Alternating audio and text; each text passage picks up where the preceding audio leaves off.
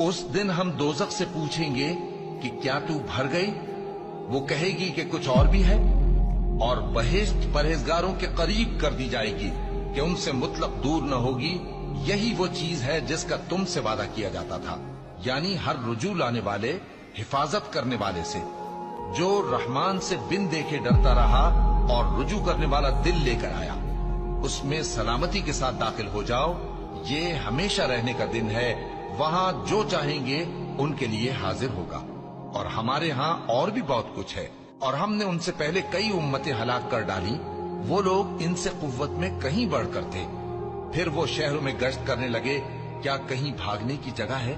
जो शख्स दिले आगाह रखता है या दिल से मुतवज्जे होकर सुनता है, उसके लिए इसमें नसीहत है।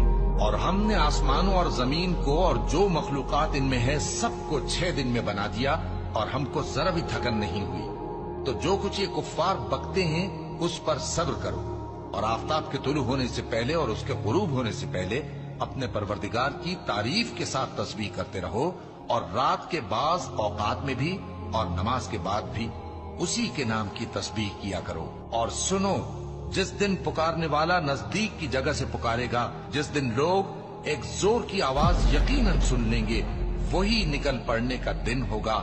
हम ही तो जिंदा करते हैं और हम ही मारते हैं, और हमारे ही पास लौट कर आना है। उस दिन जमीन उन पर से फट जाएगी और वो झटपट निकल खड़े होंगे। इस तरह से जमा करना हमें आसान है।